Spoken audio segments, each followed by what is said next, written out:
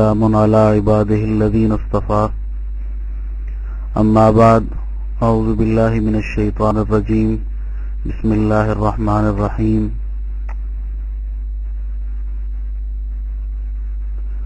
ولا تحسبن الذين قتلوا في سبيل الله أموات وقال تعالى ولنبلونكم بشيء من الخوف والجوع ونقص من الأموال والأنفس والثمرات وبشر الصابرين الذين إذا أصابتهم مصيبة قالوا إنا لله وإنا إليه راجعون أولئك عليهم صلوات من ربهم ورحمة وأولئك هم المهتدون صدق اللہ العظیم. درود شریف پڑھ لیں. اللهم صل على محمد وعلى آل محمد كما صليت على إبراهيم وعلى آل إبراهيم إنك حميد مجيد. اللهم بارك على محمد وعلى آل محمد كما باركت على إبراهيم وعلى آل إبراهيم إنك حميد مجيد. قابل صد احترام بزرگوں اور محترم دوستو، محرم الحرام کی مناسبت سے آج کے اس اہم فضیلت اور عظمت والے دن میں چند گزارشات آپ کی خدمت میں عرض کرنا چاہتا ہوں. دیگر بہت ساری محرم سے متعلقہ امور اور باتوں سے آپ ماشاءاللہ واقفیت رکھتے ہوں گے. میں چند ایک ان امور کی طرف آپ کی توجہ مبذول کرانا چاہوں گا جو عام طور پر وہ امور خلاف شریعت ہیں اور ہمارے کئی ایک احباب اور ساتھیوں کو صحیح علم نہ ہونے کی وجہ سے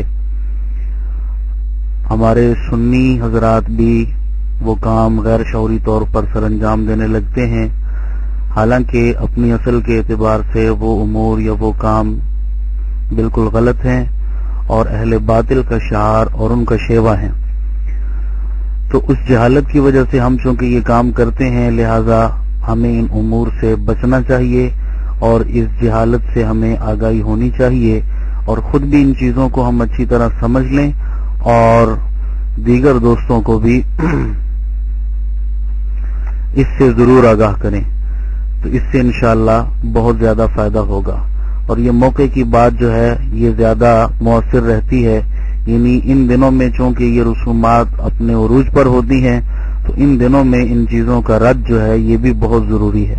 تو اس لیے ہمیں ہر موقع کی مناسبت سے اپنی خدمات کو اور اپنی دعوت کو زیادہ چلانا چاہیے تاکہ معاشرے کو زیادہ سے زیادہ ان باتوں سے فائدہ پہنچ سکے. تو میں بغیر کسی تمہید کے مقصودی باتیں آپ سے عرض کرنا چاہوں گا اور امید کروں گا انشاءاللہ کہ میری باتیں آپ کی سمجھ میں آئیں گی. تاہم جو میں گفتگو کروں اس میں اگر کوئی بات قابل وضاحت رہ گئی ہو یا آپ کی سمجھ میں نہ آ سکے تو آپ بعد میں سوال کر سکتے ہیں، تو میں انشاءاللہ اپنے طور پر اس کا جواب دینے کی کوشش کروں گا.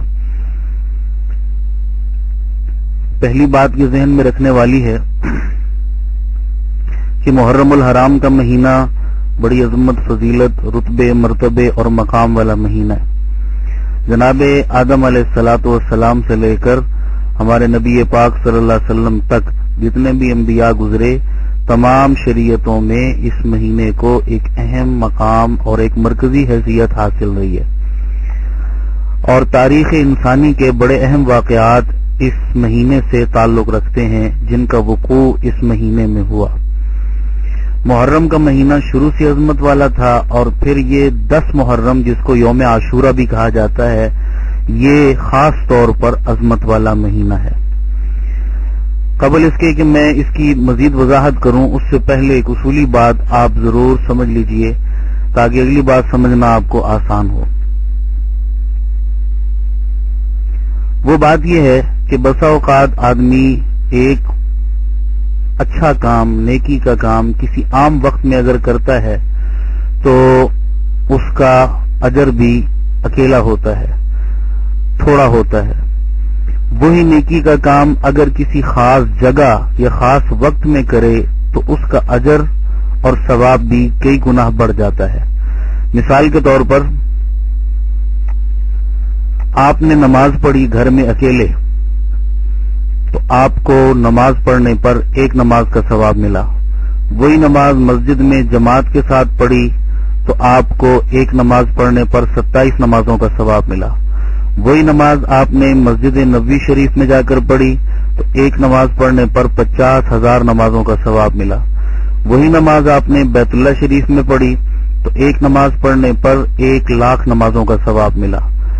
اب سوال یہ ہے کہ وہ نماز جو گھر میں پڑھی تو ایک کا ثواب، وہ نماز جو بیت اللہ میں پڑھی تو 1,00,000 نمازوں کا ثواب، یہ اتنا فرق کیوں آیا؟ یہی وجہ ہے کہ گھر میں جو پڑھی تو وہ مقام عام تھا، بیت اللہ میں پڑھی وہ جگہ خاص تھی تو اجر و ثواب بھی کئی گنا بڑھ گیا۔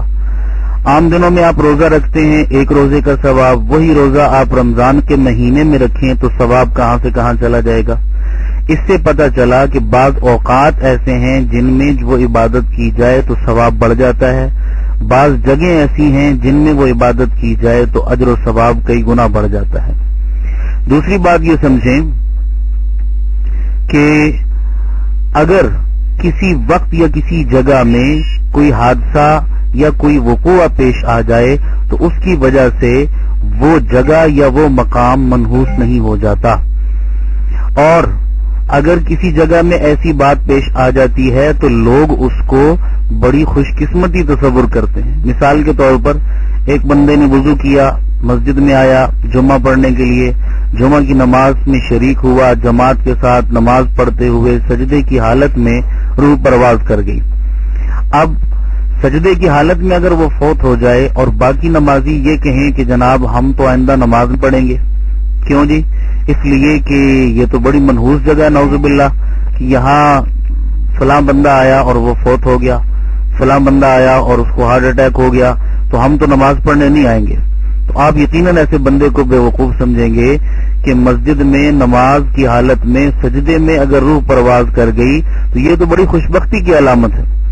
ہر سال لاکھوں لوگ حج پہ جاتے ہیں اور حج پر جو ہے وہ سینکڑوں لوگوں کو حادثے پیش آتے ہیں، فوت ہوتے ہیں۔ اگر وہاں کوئی حاجی فوت ہو جائے اور باقی یہ کہنا شروع کر دیں کہ نعوذ باللہ وہ منحوس سفر ہے، کہ وہاں جا کر جو ہے وہ اتنے جو ہے وہ حادثہ پیش آ گیا، اتنے لوگ فوت ہو گئے، لہذا ہم آئندہ جو ہے وہ حج کے سفر پر نہیں جائیں گے، تو یہ ان کی بے وقوفی سمجھی جائے گی۔ حالانکہ ہم تو تمنا کرتے ہیں کہ موت تو ویسے بھی آ سکتی تھی، کتنے خوش نصیب ہیں وہ لوگ جو نماز کی حالت میں یا حج کے سفر میں ان کو موت آتی ہے، تو ایسی موت پر تو رش کیا جاتا ہے نہ کہ افسوس کیا جاتا ہے۔ لہذا اگر کسی خاص مقام پر کوئی ایسا مسئلہ پیش آ جائے تو اس وقت اس مقام یا اس جگہ کو منحوس کہنے کے بجائے اس پر رش کیا جاتا ہے۔ اسی طرح یہ محرم الحرام کا مہینہ ہے۔ میں نے یہ تمہید اس لیے عرض کی کہ اس مہینے کے شروع ہونے سے پہلے پہلے ہی لوگ بالکل شادیاں بند کر دیتے ہیں۔ ہمارے پاکستان میں تو رواج ہے، دیگر ممالک کا مجھے اتنا اندازہ نہیں، لیکن محرم سے پہلے پہلے شادیاں جلدی جلدی نمٹا لی جاتی ہیں، پھر یا محرم کے بعد یہ کام کیا جاتا ہے۔ اب سوال یہ ہے کہ اب لوگوں سے پوچھو کہ بھئی یہ کام تم نے کیوں شادیاں پہلے جلدی سے نمٹا لی، محرم میں شادیاں کیوں نہیں کرتے؟ کہتے ہیں جی سوگ کا مہینہ ہے، غم کا مہینہ ہے۔ تو میں نے کہا یہ سوگ اور غم کس چیز کا؟ کہنے لگی جی حضرت حسین رضی اللہ تعالیٰ عنہ، رسول اللہ صلی اللہ علیہ وسلم کے نواسے اور حضور کے گھرانے جو ہے وہ پر ظلم ہوا اتنا بڑا، اور اتنا بڑا پہاڑ ٹوٹا صدمے کا، تو ہمیں حیا آتی ہے ہم اس مہینے میں خوشیاں کریں اور اپنے بچوں کی شادیاں کریں۔ لہذا اس غم اور سوگ کی کیفیت کی وجہ سے ہم نے اس مہینے میں شادیاں ختم کر دی۔ اور بعض لوگوں کا یہ اعتقاد بھی ہوتا ہے کہ یہ نحوست والا مہینہ ہے، اس میں واقع کربلا پیش آیا ہے اور یہ بہت بڑی نحوست ہے نعوذ باللہ، لہذا جو شادی اس میں کی جائے گی وہ بھی جو ہے وہ نعوذ باللہ منحوس سمجھی جائے گی۔ تو یہ اس قسم کی بات کی جاتی ہے۔ حالانکہ پہلی بات یہ سمجھیے کہ اس مہینے کو منحوس کہنا یہ بہت بڑی جہالت پر مبنی بات ہے۔ کیوں؟ حدیث شریف میں آتا ہے، اللہ کے نبی صلی اللہ علیہ وسلم نے فرمایا یوزینی ابن آدم، آدم کا بیٹا مجھے تکلیف پہنچاتا ہے۔ اللہ فرماتے ہیں حدیث